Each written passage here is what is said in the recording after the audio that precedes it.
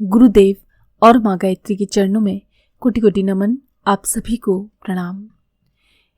गहना कर्मणु गति, इसके पिछले वीडियो में हमने जाना था कि आकस्मिक सुख दुख हर व्यक्ति के जीवन में आया करते हैं। इससे सुर मुनि देव दानव कोई नहीं बचता। भगवान राम तक इस कर्म गति से छूट ना सके। सूरदास जी ने ठीक ही कहा है, कर्म गति टारे नहीं टरे, गुरु वशिष्ठ पंडित बड़ ज्ञानी, रचि पची लगन धरे, पिता मरण और हरण सिया को वन में विपत्ति परे। वशिष्ठ जैसे गुरु के होते हुए भी राम कर्म गति को टाल न सके। उन्हें भी पिता का मरण, सिया का हरण एवं वन की विपत्तियां सहन करनी पड़ी। वो विपत्तियां कहीं से अकस्मात टूट पड़ती हैं या ईश्वर नाराज होकर दुख का दंड देता है, ऐसा समझना ठीक ना होगा।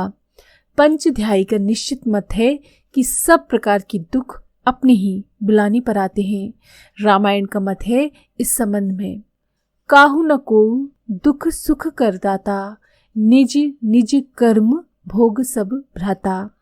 दूसरा कोई भी प्राणी या पदार्थ किसी को दुख देने की शक्ति नहीं रखता। सब लोग अपने ही कर्मों का फल भोगते हैं और उसी भोग से रोते चिल्लाते रहते हैं।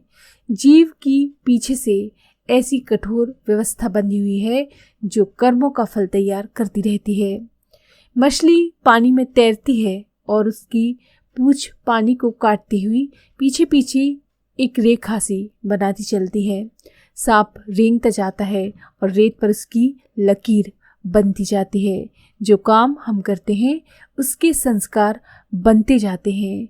बुरे कर्मों के संस्कार स्वयं बोई हुई कटीली झाड़ी की तरह अपने लिए दुखदायी बन जाते हैं। आइए अब हम 3 प्रकार के ऐसे कौन से कर्म हैं और उनके 3 प्रकार के ऐसे कौन से स्वभाव और फल हैं, इसकी चर्चा अब हम करते हैं। सुख तो मनुष्य की स्वाभाविक स्थिति है, सुकर्म करना स्वभाव है, इसीलिए सुख प्राप्त होना भी स्वाभाविक है। कष्ट दुख में होता है, दुख से ही लोग डरते हैं, घबराते हैं, उसी से छुटकारा पाना चाहते हैं, इसीलिए दुखों का ही विवेचन यहाँ होना उचित है। आरोग्य वर्धक शास्त्र और चिकित्सा शास्त्र तो अलग अलग शास्त्र हैं। इसी प्रकार सुख दुख के भी 2 अलग विज्ञान हैं। सुख वृद्धि के लिए धर्माचरण करना चाहिए, जैसे कि स्वास्थ्य वृद्धि के लिए पौष्टिक पदार्थों का सेवन करना चाहिए। दुख निवृत्ति के लिए रोग निवारण करने के लिए उसका निदान और चिकित्सा जानने की आवश्यकता है। कर्म की गहन गति की जानकारी प्राप्त करने से दुखों का मर्म समझ में आ जाता है। दुखों के कारण को छोड़ देने से सहज ही दुखों की निवृत्ति हो जाती है। आइए अब हम दुखों का स्वरूप आपके सामने रखने का प्रयत्न करते हैं। दुख 3 प्रकार के होते हैं, दैविक, दैहिक और भौतिक। दैविक दुख वे कहे जाते हैं जो मन को होते हैं, जैसे चिंता, आशंका, क्रोध, अपमान, शत्रुता, विछोह, भय, शोक आदि। दैहिक दुख होते हैं जो शरीर को होते हैं, जैसे रोग, चोट, आघात, विष आदि के प्रभाव से होने वाले कष्ट। भौतिक दुख वे हैं जो अचानक अदृश्य प्रकार से आते हैं, जैसे भूकंप, दुर्भिक्ष, अतिवृष्टि, महामारी, युद्ध आदि। इन्हीं 3 प्रकार के दुखों की वेदना से मनुष्यों को तड़पता हुआ देखा जाता है। ये 3 दुख हमारे शारीरिक, मानसिक और सामाजिक कर्मों के फल हैं। मानसिक पापों के परिणाम से दैविक दुख आते हैं। शारीरिक पापों के फलस्वरूप दैहिक और सामाजिक पापों के कारण भौतिक दुख उत्पन्न होते हैं। दैविक दुख मानसिक कष्ट उत्पन्न होने का कारण वे मानसिक पाप हैं जो स्वेच्छा पूर्वक तीव्र भावनाओं से प्रेरित होकर किए जाते हैं, जैसे ईर्ष्या, कृतघ्नता, छल, दंभ, घमंड, क्रूरता, स्वार्थपरता आदि। इन कुविचारों के कारण जो वातावरण मस्तिष्क में घुटता रहता है, उससे अंतःचेतना पर उसी प्रकार का प्रभाव पड़ता है। जैसे धुएं के कारण दीवार काली पड़ जाती है या तेल से भीगने पर कपड़ा गंदा हो जाता है, उसी तरह से ईर्ष्या द्वेष के कारण हमारा मन भी गंदा हो जाता है। आत्मा स्वभावतः पवित्र है, वो अपने ऊपर इन पाप मूलक विचार प्रभावों को जमा हुआ नहीं रहने देना चाहती। वो इस फिक्र में रहती है कि किस प्रकार से इस गंदगी को साफ करूं। पेट में हानिकारक वस्तुएं जमा हो जाने पर पेट उसे कै या दस्त के रूप में निकालकर बाहर कर देता है। इसी प्रकार तीव्र इच्छा से जानबूझकर किए गए पापों को निकाल बाहर करने के लिए आत्मा आतुर होती है।